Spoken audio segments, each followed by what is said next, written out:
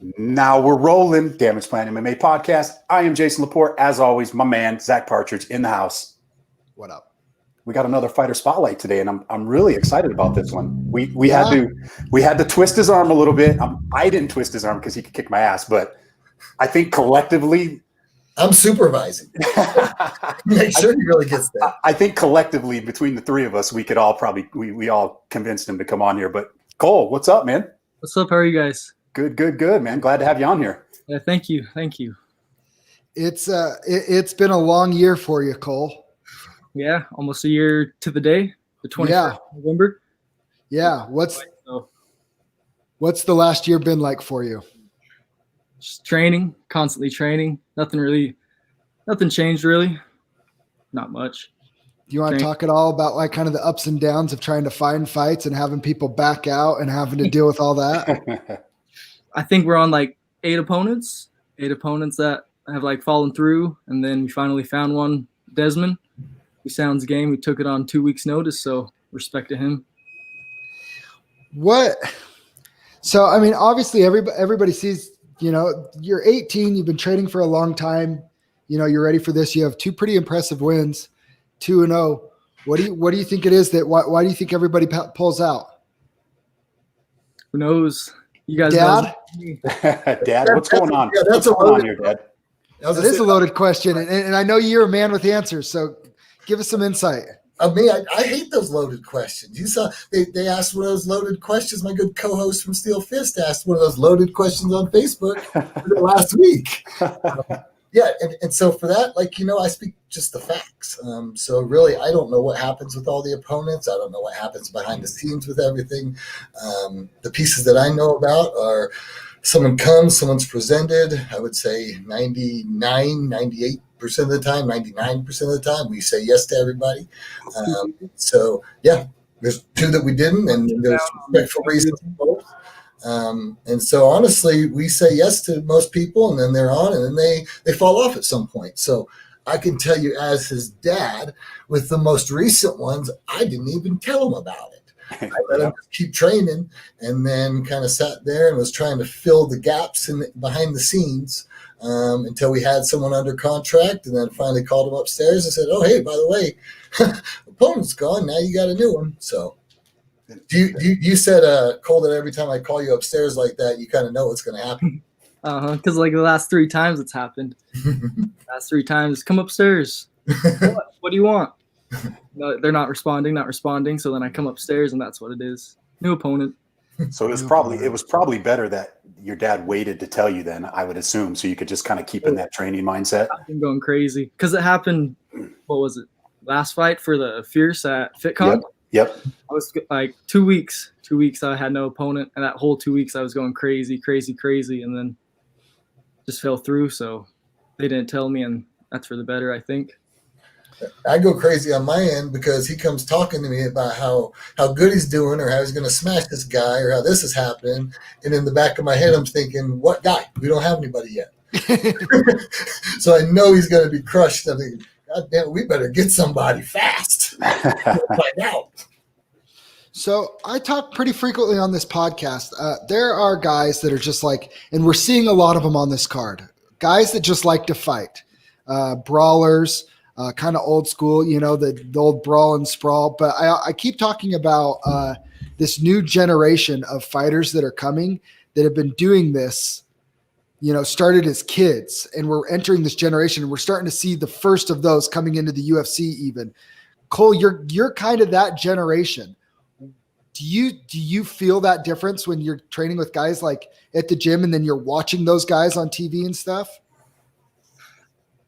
I don't know what you mean. I'm a little lost. Like, do you feel the difference of like, do you ever watch guys that have been doing it for a while or whatever, and already right now you feel like you're a more well-rounded MMA fighter than they are?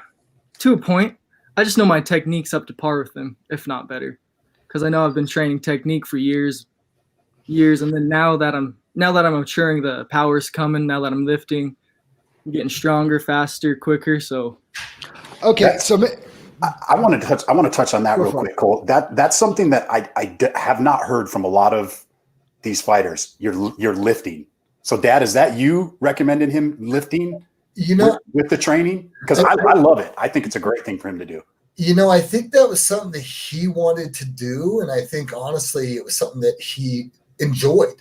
It was that during the off season, he could go to the gym and still be putting in a lot of work and almost be looking at his physique. And he looks good, right? He looks damn good. Yeah.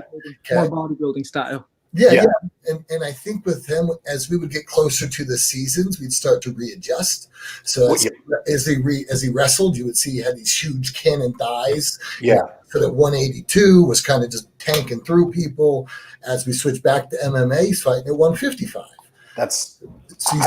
We change up kind of the way the training works. We change up what he's doing, whether it's explosive work, depending upon what it is, just to keep his body guessing, but also kind of keep it prepared for whatever sport we're going to get into. And right now it's MMA. And I think that just helps him long term too. Obviously, the more lean body mass you have, the less fat you're going to carry. It's probably going to make weight cutting a lot easier. It's just one of those things that, you can't replace a good lifting regimen. Obviously, I know when you're getting ready for a fight, you can't, you're not going to be out squatting 400 pounds right now, right before the show. But on your off season, I think that's amazing. I think we should see more fighters doing that. Me too. Thank you. Well, one of the things I was talking to him about, even when he was young, is kind of avoiding the injuries. We'd just do a leg extension or something like that, hold it a little bit at the top, and the whole idea was kind of we're going to make that whole area a little bit stronger, and different things. I messed my shoulder up years and years ago, and kind of lifting helps at least keep my shoulder from popping out now. So it's those types of things that I think he's taken into his training and just taken to the next level, to be very honest with you. You can see Jordan Chandler's watching. He's been telling people that for years. You got to be lifting. I agree, Jordan. But the problem is nobody listens to Jordan Chandler. Hey, I told Zach Partridge, I said, man, after this fight, if he wants to go, I said, let me run your program during your off season. I want you to lift, 3 or 4 days a week on top of your training during your off season. I think it just makes everything easier. Me too. It keeps me sane. Like it's my meditation. It's what I look forward to in the day. And maybe we can get you to do a bodybuilding show one day, He was planning on it. I got to put this out there. He was planning on it a couple times. And this is one of those things, like I said, is the transition between, he was, fighting as a kid for so long, then jumped into wrestling and had to focus on that for a little bit. There was always kind of the gym that he could go to. Yeah. I think that kept things fresh on his mind. It wasn't just jiu-jitsu my whole life, or it wasn't just kickboxing my whole life. It was focus on this, become very good at it. Focus on wrestling, become good at it. Focus on lifting, become good at it. And he doesn't have an off season. He's lying. He goes to the gym almost every day anyways, so there is no off season. He trains there every day. So he trains there every day and at his other gyms every day. I love it. That's awesome. So I think I maybe got ahead of myself when I talked about next generation. I'm going to start with this. Cole, how old were you when you started training? 5. You're 5. Yeah. And what did you start in? Kickboxing, jiu-jitsu. Kickboxing and jiu-jitsu. Gustavo Rodriguez, Aldo Regia, up at a Hybrid in Kaysville. And so for those that don't know, so they started at Hybrid and then you just followed them to eventually what turned into One Hit, correct? Yeah. Uh-huh. So at what point did you start competing? I don't. Elementary. Yeah, so your first gym tournament were probably 6, 7. Remember, we went out to California and did that kids U.S. Open, IBJJF out there, and that was probably around 7 or 8 years old, something like that. Mm-hmm. So competing around since then. So that's what I was talking about. Is there's a wave of kids that started training and competing at that young of age, and that's coming, and that's where we're seeing the higher level technique at 18 years old. You guys, we talked about it before we got on here, but we talked with Sean O'Connell yesterday, and he talked about when he started doing MMA, it was just, hey, get in there, take your shirt off, throw some gloves on, and get in there and bang. Where nowadays you got guys like Cole that have been training for years, and you guys are monsters. Your first fight, it's turned into sport. Well, I'll tell you, one of the things that I noticed was watching him, he would be sparring against the adults. So it's not like he was in the kids' class. He was in the kids' class for a second, but I remember maybe 10 years old, 11 years old, Gustavo introduces him to the adult class and says, this is Cole Machine, and Cole Machine coming to class now. Same thing in the kickboxing class. He was sparring he liked LJ because he would say, hey, me and LJ have about the same reach, Dad. And so, he would really enjoy kind of sparring with LJ when he was younger. So that also helps him now deal with bigger opponents and getting in, getting out. You had to use that technique if you wanted to land anything against those guys. Yeah. Well, it's like anything else, right? You get pushed by going against people better than you, right? Mm-hmm. My whole life I have been. Yeah. Well, so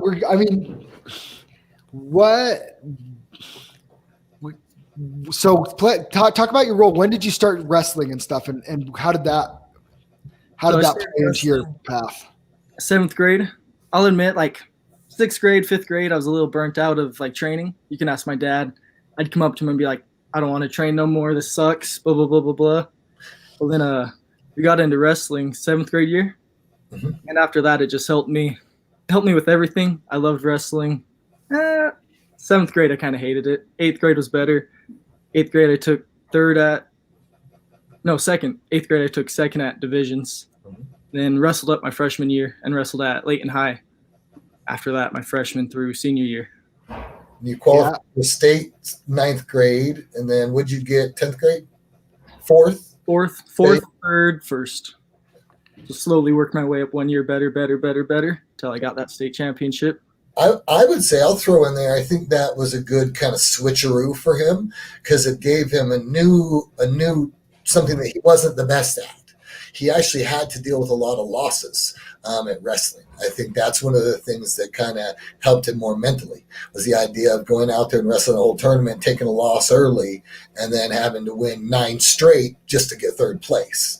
Yeah. And if you check out after that first loss, poor pity me, well, you're not going to win, So it's kind of like, well, we got that out of the way. Now go kick some ass, And I think for him, it also helped manage his emotions and kind of that mental side of it.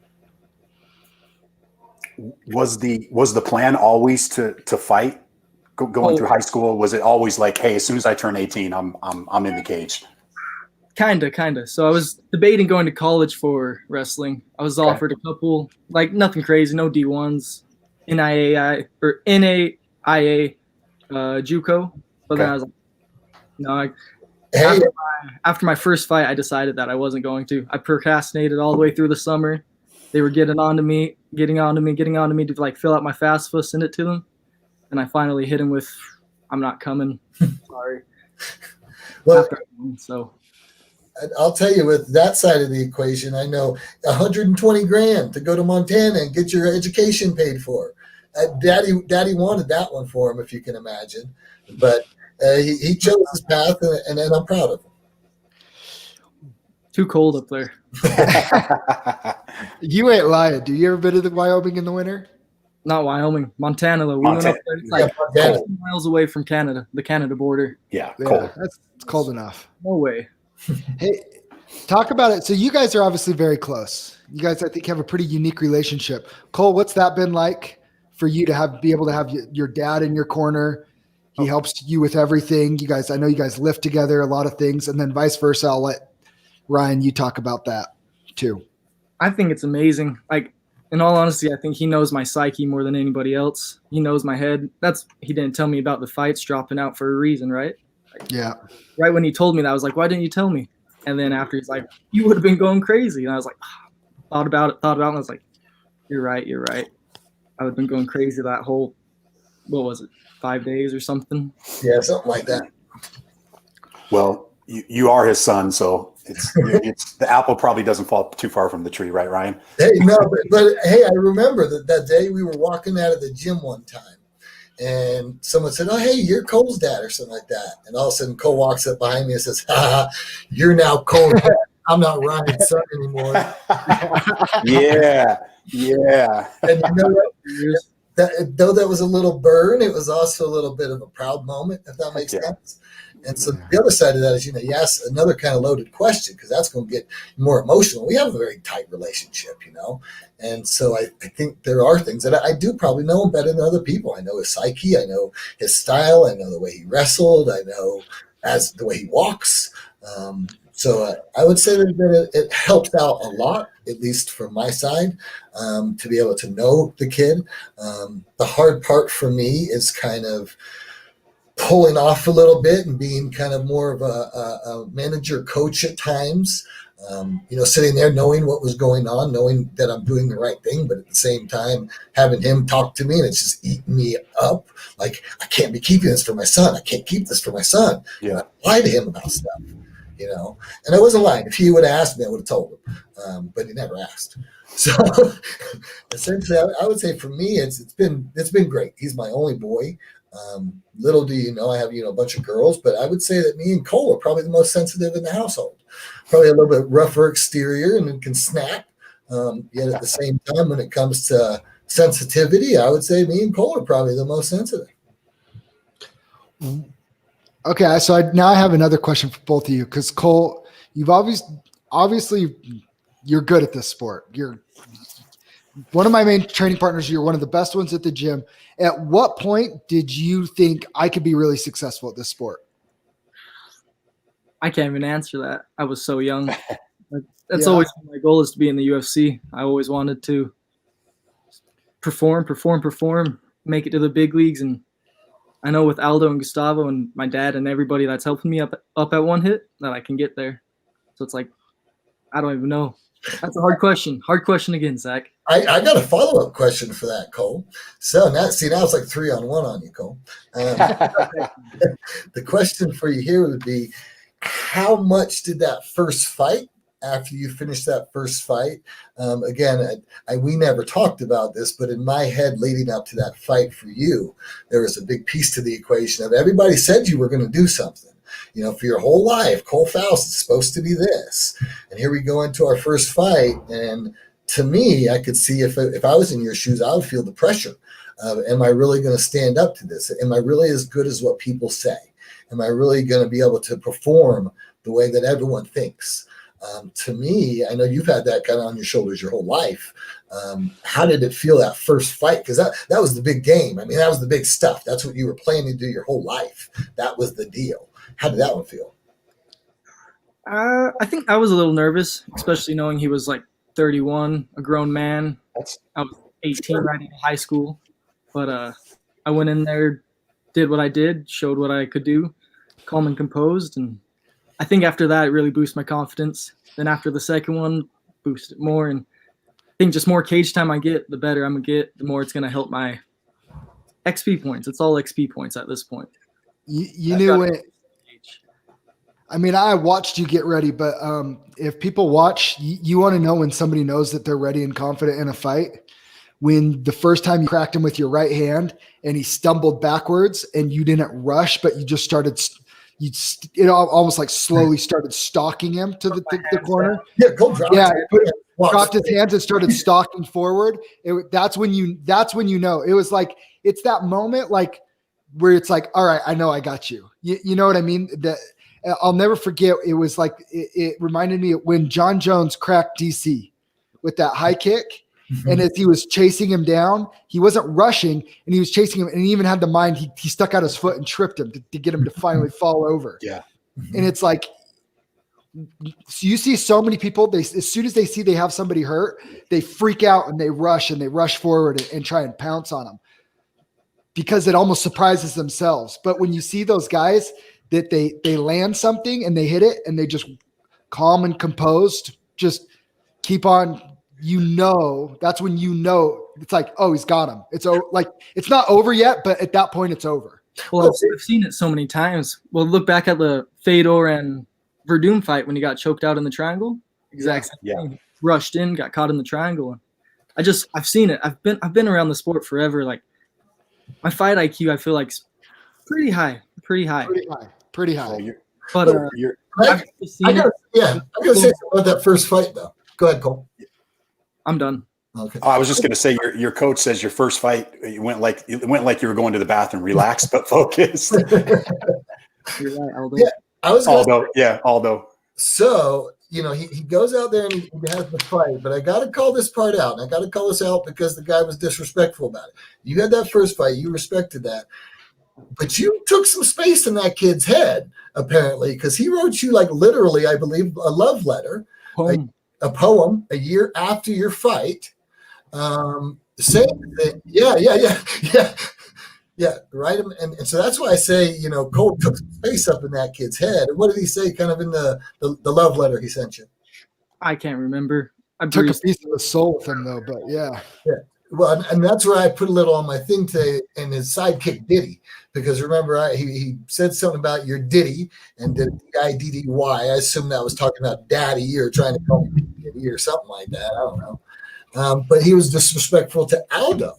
And then he starts talking about how he found out Cole was 18 and wanted to go light with him and couldn't beat him up in front of his mom like that.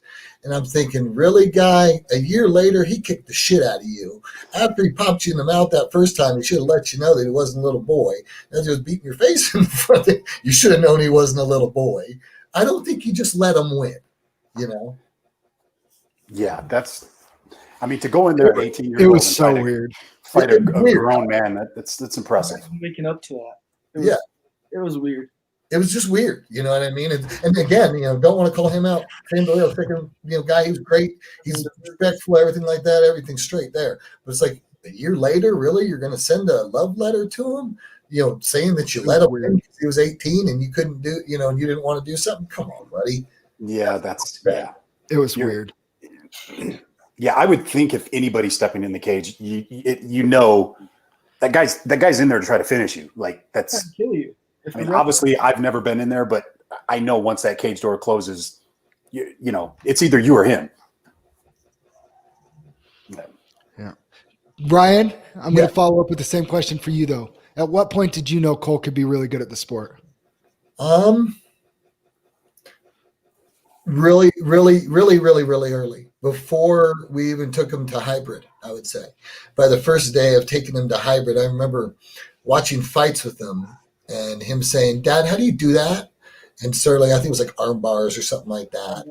And so we'd show him, and then next thing you know, I'm saying, "Dad, can I go to classes?" And so then next thing you know, we see it on the back of a car at the Walmart parking lot or some crap like that. We take him over there. And I remember the first week he was there, I remember him rolling with some kid and Cole beating him because Cole already knew different submissions. He already knew arm bars. He knew chokes.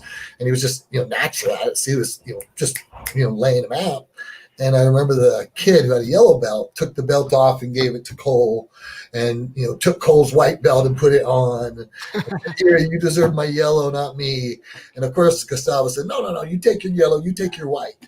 But then I believe it was the next practice or the next week when Cole came in, he gave him his yellow. But the discussion he gave was, "Kids, do you see this kid comes in every day and he stretches before class. Then he starts running around in the circle and he starts to get warmed up while you guys are screwing around, playing around. He takes things seriously. That's why he does that." And I would say it was back when I started seeing that work ethic that I saw back then, that I didn't have as a kid like that. I knew he could definitely be something special. Now, his mom, I have to put this out there.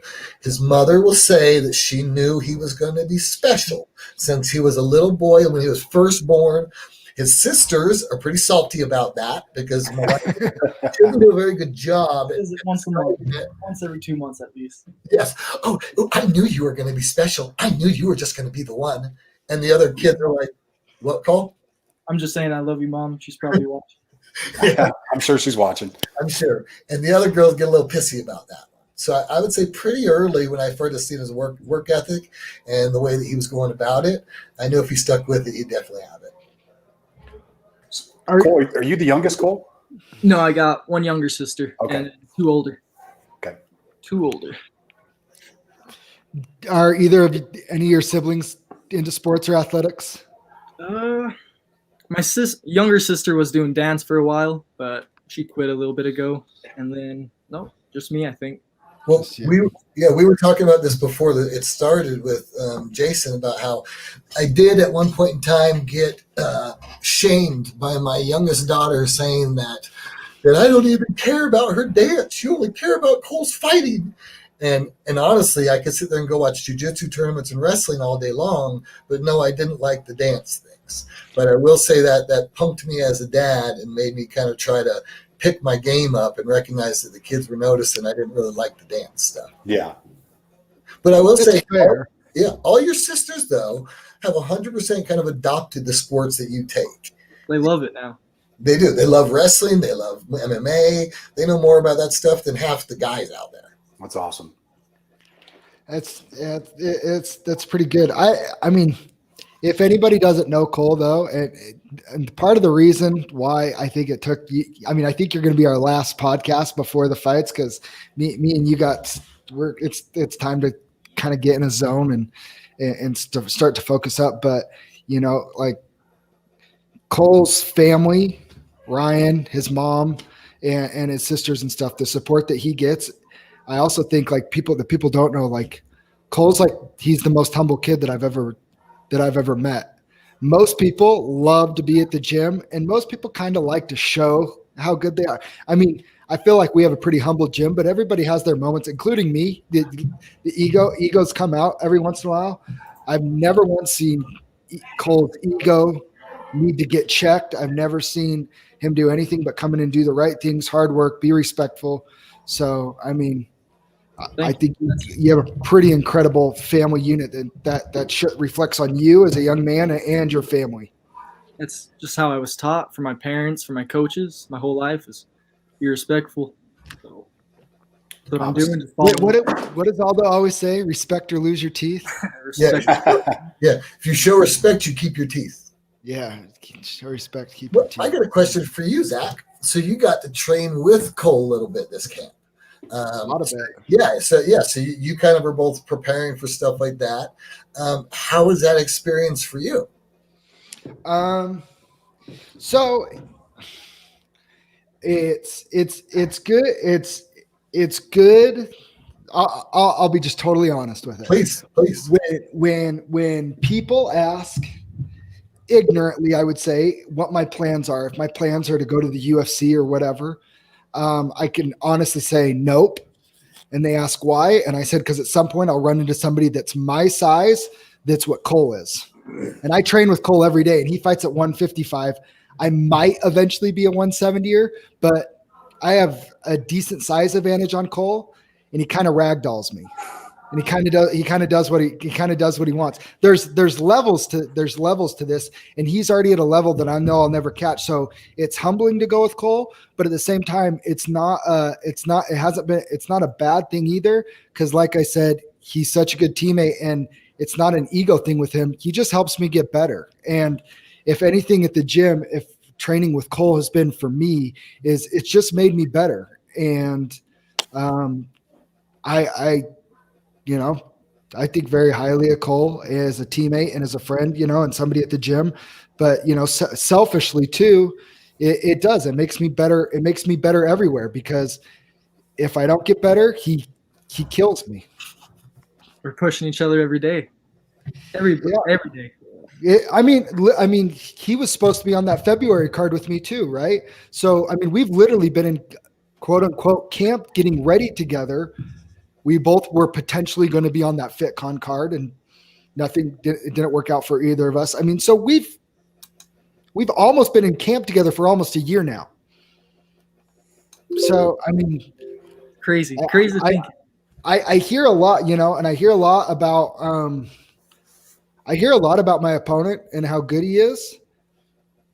And, I know where I am with Cole. And a lot of my confidence goes, I can see my progression with Cole too, and in training with Cole. So I think I've gotten better. I know Cole's gotten better, but I think I've gotten a lot better in the last year. And that's what helps. It helps gives me confidence. Gave me a little shiner last week. Perfect. What was it? Perfect 2? Yeah. I closed my eyes and threw it. Nope. It was perfect. Perfect. Big Kent chiming in. Let's go, Cole and Zach. Do damage. Yes, sir. So no, it's been good. You need teammates like Cole, and me and Cole have a lot of other good teammates that have been very consistent. LJ has been huge.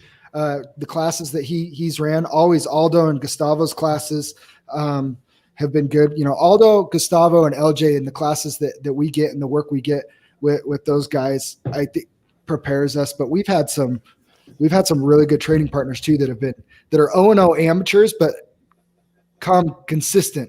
And they kind of take a beating, and they show up and they take the beating all the time. And our amateur team's coming up too. Once the fights start coming, we're gonna have a handful of amis start fighting, and we have 3 guys. We have 3 amis that are 0-0 that I'd put a large amount of money on. We go 3-0 when they all debut. Me too, 100%. Well, you guys have been putting some stuff together. I think the sparring's been going pretty well there at One Hit for the last quite some time. I think you guys have been very cohesive that I've seen recently. And again, big thanks to Aldo and George Shelton. I saw Aldo put earlier that Cole's a great training partner. I would also throw George Shelton out there too. That is a man that does something and things for his team and is always there for you. And if he's not there for you, he's telling you, "I'm sorry, I'm not there for you. I'm doing this for my family, or I have to do this." So I would say that they're definitely there to support each other. That's why I asked the question. Zach I know Cole's kind of a quiet kid that does a lot of stuff kind of solo. And that's why, I told you earlier on, hey, don't let him hold out on you. He's doing a lot more than what you get to see. Yeah. The idea was just, I know he kind of works in silence. You know what I mean? He kind of does his thing. In darkness. Yeah. That's a quote I know. I literally just got a text message from somebody that Cole, I don't even know if you've ever talked to him, but he's somebody that I know. He's come to the fights before and he lifts at EOS, and he goes, I don't know how to comment on the live because he's on YouTube, not on Facebook, but he says he sees you at EOS after the gym and you've always been the most respectful dude he's ever been around. Thank you. Yeah. So it gets noticed everywhere. You know what I mean? That's just takes time. You got to trust the process. Yes, sir. Trust the process, and it will all pay out. I like it. I've got to be blessed with that for the last how many years is, everybody over there at EOS or the Old Gold's Gym or things like that would be like, geez, that kid works, like no other.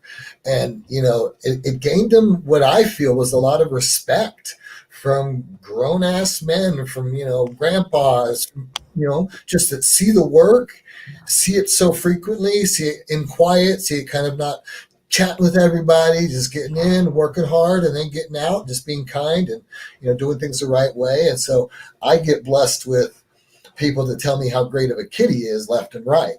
And as a father, that's exactly what you want to hear. I mean, that's all you want to hear, at least from my perspective. Wait a second. Cole's not chatting people up between sets? Crazy. You're not posting selfies?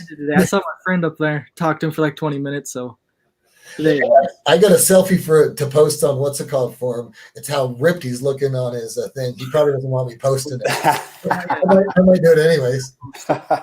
Do it. Oh man. Well, can I get you? I was gonna say, Cole, can we get you to be like not humble for like 15 seconds? Not for like 15 seconds. I can't. I'm shy. Like, okay, I know you're shy. I know you're shy. All stutter McGee, but who I am. So I'm sorry. So we have a fight in like 4 days now. How do you see the fight going? With my hand raised, with the belt around my waist. 100%. I'll take that. I like it. He's feeling good. I think always stay humble, if that makes sense. And I know he's taking every opponent seriously. If that makes sense. Respect everyone, fear no one. Gordon Ryan's tat. Yeah. Respect everyone, fear no one. So. Well, and I think just at least my perspective, he's feeling real good. He's looking real good. I mean, so I think definitely we know he puts on a show. We know he gives it everything he's got. And I would say that's the other thing as a dad, knowing to have a kid that gives everything they have, that's all I can ask for. You know what I mean? When I know he's left it all out there, we're good, and he does that in everything he does. So I just know I put in the work at the gym. So if I'm putting in the work at the gym, if I don't win, there was a reason I didn't win. Know what I mean? Like I know I did everything I can do to win at this point. So now it's just time to go have fun and put on a show for everyone. Make some highlight reels. Make some highlight reels. I like it a lot. I've been saying it since high school, since like junior year. I'm going to make some highlight reels. And that's when I wrestled my best matches. I think, that mental piece, he describes that when he kind of lets some of that pressure go and just says, you know what, I'm going to go out there and do what I do. You know what I mean? I'm going to go out there and I'm going to go have a good time. I'm going to make, I'm going to put on a show for everybody. I'm going to, and wrestling, it was, flare doubles left and right. I'm going to smash them. And here, my guess is probably I'm going to knock them out. You know what I mean? TKO, do whatever I want, But again, he won't really say that. That's just not his style, if that makes sense. Thank you, George. Good rules. Really good rules. Hey, happy birthday, George. Semper Fi. It's the Marine Corps birthday today for everybody that's listening that doesn't know it. Happy birthday, Devil Dog. Yeah. So, Cole, I know you don't have a ton and you're not super outspoken. Do you have any sponsors you want to give a shout out to? I got a handful. Not a handful, a good chunk. But Sam Stoneman at City First. He was like one of my dad's good friends back in the day. Still a good friend, but he's been there since my first fight, and he throws me some money to keep it so I can stay training full time. So thank you, Sam. And Big Zach at a Detail Shot. We help you out a little. Oh yeah, he bought me these cool fight shorts, but you lost them. Yeah, I lost them last Wednesday somehow. So I got to wear my old ones, but thank you for those. Yeah. Then my newest one, Critical Fit CBD. It's actually the hat I'm wearing. Hook it up with really good CBD products. Best ones I've ever tried. Some right here. And that's legit. He's not selling the product. When I came home from work the other day, this stuff works real good, Dad. So. And then who else is there? Who else? Marcus Green up at One Hit. He said he didn't want a shout out, didn't want anything, but he threw me some money. Stay training full time and everything. And then Lucas Hill, one of my training partners, also, he's gonna get my hair cornroad for me and everything and pay for it. So, thank you. You gonna do the Sean O'Malley and color the cornrows? Oh, not yet. Not yet. Maybe on one day. Who knows? It's turning red, so. Sounds like Zach and I need to get you a Damage Plan shirt or hat to be start rocking. Yes, let's do it. Absolutely. Slowly get there. Yeah, I got something for you for the gym tonight. Heck yeah.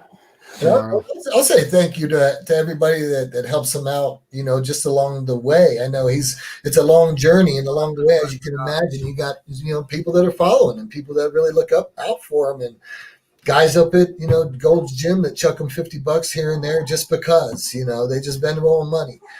Just because, I know when things were tough, I put a little shameless plug out there to try to shoot him some cash as well. This is how he makes his money, and I'm a poor therapist, so I can't really help him out that much. But, you guys that help that equation out, I know for me it means a lot, but I think for Cole it means even more.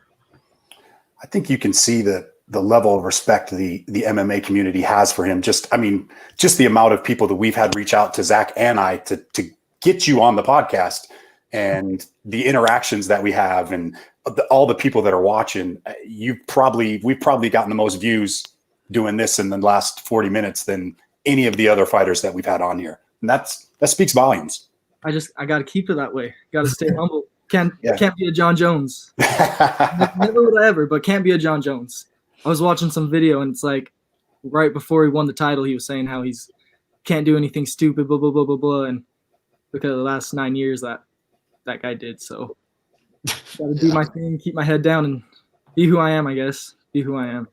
Well, I can't wait to see both of you guys, you and Zach, fighting on Saturday. I'll have to be streaming it, but I will be there cheering for both you guys. So sweet. Drop season. Hey, thank you, Jordan Chandler. We know you'd be here, and you've helped him since he was a little boy. You were one of the ones around when he was 5, when he was breaking windows and getting in trouble. You didn't do any of that stuff, did you, Cole? It was a medicine ball. It was a medicine ball out of tramp, and it bounced up and broke the window. So I was in trouble. Heck It's yeah. okay. Aldo will never get mad at you. It's okay. Not yet, at least. You're part of this special group that he'll never get mad at. You, Maddie, Ben Moa, never. Jordan Smith. Jordan Smith, Jordan yeah. Smith. I actually get mad at Jordan. I think that's not totally true. Jordan Chandler, he'll just kind of. Actually, I remember when Aldo lost it on Jordan Chandler, when Jordan lost it on Aldo driving to weigh-ins, and Jordan was being an ornery ass, broke his phone or something like that, and Aldo got freaking pissed. Time out before we leave real quick. Is there either of you have like one old school Aldo story that you want to share? Yes, give us something. Yeah, okay, Cole's got one. So it was like kids class, kids sparring day. And I was lighting these kids up. Like, yeah, I was lighting them up. Like not crazy, but I was tagging them. And I was like, okay, me and you, Cole. Threw in his mouth guard, threw his gloves on. Pop, pop, pop, pop. It lit me up, bloodied my nose and everything. I started crying. But then after we're cool, it was just it taught me not to throw hard. Respect everyone. Like, don't hurt your teammates. Well, and Help you. That's probably the other side to this, Aldo. yeah, the other side to this equation was, so Cole never stopped, mind you. Okay, so Cole just kept fighting him, and yeah, his head was going. The way it stopped was Cole clinched with him and buried his face into Aldo's chest and was punching him up here like this. And then I guess Aldo heard kind of the blood, and so Aldo kind of pushed him off and saw it. I was like, Crying, oh, sniffing. man, you okay? You okay? And so yeah, that. Then what happened when you got home? I don't know. I remember directly. We went in the house and we sat down at the table, and I didn't say anything. You didn't say anything, and all of a sudden your mom says, "What happened?" Yeah, I remember that now. Yep. I knew something was up. Huh? Yeah, she knew something was up as soon as we got home because both of us were just kind of quiet, not saying anything. My Aldo story. But thank you for that, Aldo. Yes. You Well, taught me. You gotta learn the hard way sometimes, so thank you. Yeah. no, we used that later on. I would say, hey, look, if you could take that shot from Aldo, you could take it a kid your age. If you could take it from Aldo, you're going to take it from a 12-year-old. He's not nearly going to hit as hard as Aldo did. But I would say, lots of memories of Aldo. Actually, you know what? I just thought of one. Aldo, because we talked about the one side of him. The other side of him is Cole's second boxing match, I would say. It was up at Foley's, okay? He had boxed the same kid he boxed the first boxing match.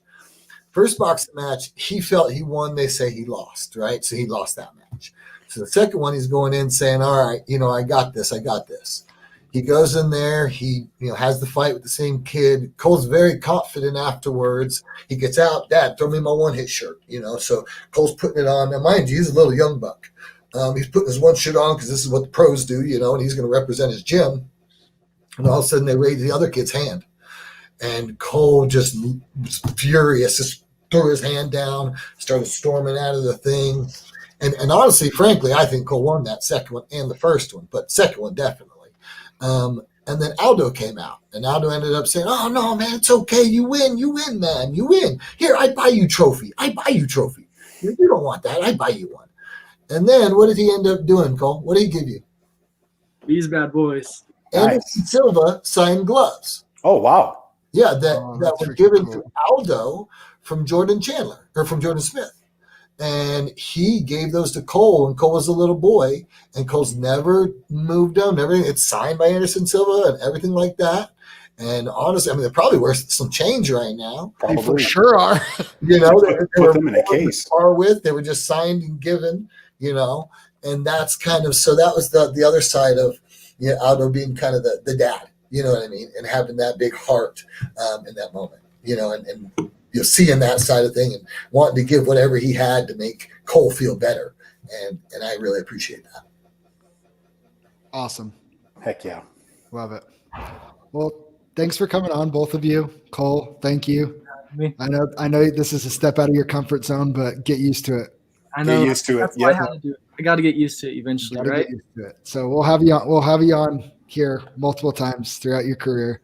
We'll get you nice and comfortable. Just always remember us for the ESPN. I'll always remember my roots. Yeah, I will say that. I love it, man. One of your most loyal kids out there. He will always remember that, and I have no anything about that, no question about that.